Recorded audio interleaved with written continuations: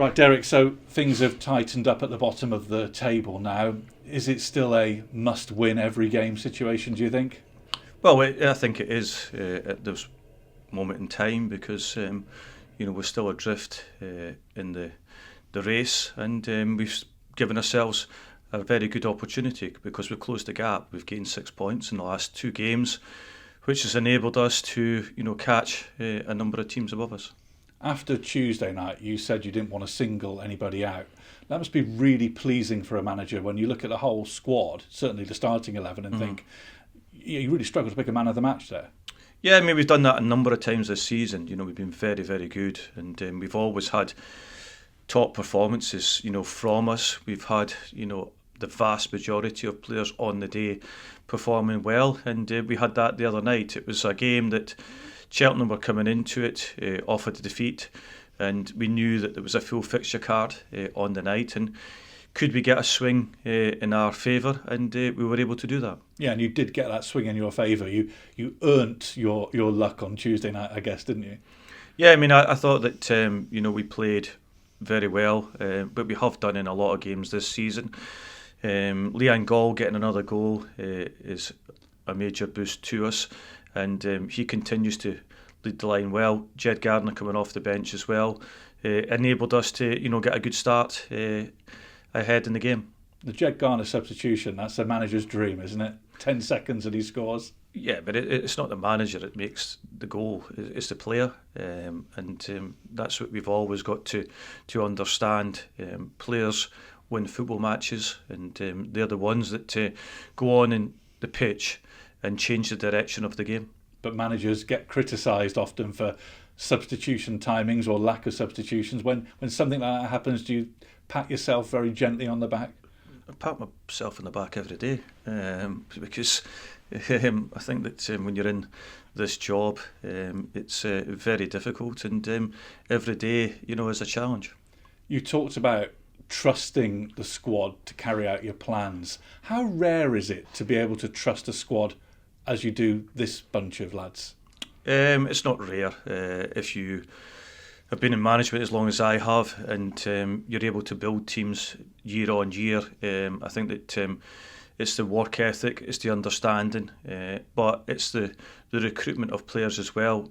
How willing are they to take on information? How willing are they to learn? But not only that, how willing are they to go and run and to take that information on board and perform? And we have done this season, and as I've always said, to finish in the position that we're going to finish in this season, we'll have to outperform where we should be in the league.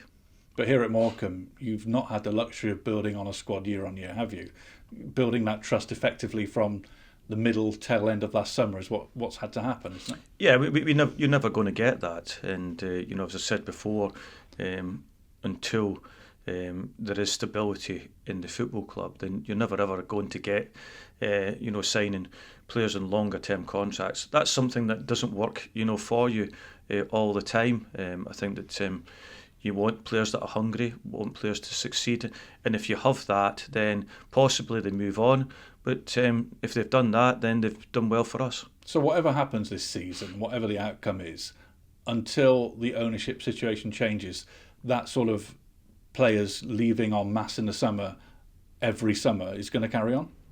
Of course, that is the nature of the club at this moment in time. We obviously I draw contracts up that enables us to hit targets, and if players hit the targets that I think are viable, some players want it in their contracts, some players don't, then we will have players already in contract for next season. So from what you're saying and that trust thing, that quite a few of those players have met those targets already, is that fair to say? Yes. Yeah. In terms of the weekend, Grimsby away, arguably the toughest game of the remaining 6, would you say? On the league table, we would say that. I think that every game that we go into is tough because you have to look at the games that are coming up. Salford, Chesterfield, they're all wanting to be in the playoffs. Grimsby want to be in the playoff zone. We've got Carlisle to play. We're away to Bromley, who might think they've still got an opportunity, of being in there. We've got Harrogate in the last game of the season. You never know what can happen there. So there's a long way to go in the campaign. Every game between now and the end of the season is difficult for all teams. You've had so many narrow defeats, the likes of Port Vale away from home recently. That has to stop, doesn't it? That's got to change. Yeah, we've done that. We've obviously won the last 2 games. And I meant away from home, really. Yeah, been the 6th best team in the league over the last 6 games. So I think that we're able to show that we can compete away from home. We have played a lot of the top teams in the league away from home recently, which is not easy, and they've been very close encounters. So will patience be the key at somewhere like Grimsby on Saturday? No, we'll go for it. I think that it's important at this stage in the season that we are where we are. We need to get wins, and we've shown our intent in the games that we've played in. And it's an emotional situation, a battle for survival at the bottom of League Two. How important are players' emotions in a situation like this, or is it about managing emotions? Bit of both. I think that we've got a very good squad, and I think that they're mature, they understand the situation, and they've played under pressure already in the last 2 games, remember, and that shows you that they have got the understanding of where we are and what we want to do. So after Tuesday night, 4 points off safety, do you still see it as a must-catch Tranmere situation, or do you look at Accrington, Harrogate being also in the mix as well now? We're only concentrating on Tranmere because they're the ones that are closest to us at this moment in time. But we've got to, continue to pick up points and wins that will enable us to catch them. You mentioned those upcoming home games after Grimsby. Are they all must-win? Is it definitely 9 points needed at home between now and the end of the season? Listen, we were trying to get the 18 points. That's what we're going to try and do. And if we get that, then we're going to be safe. There's no doubt about it. But it's doing it. We've got to understand we come up against other opponents, and we're not in control of the situation ourselves. We have to come up against teams that are fighting for survival, or they're fighting to get into the playoffs.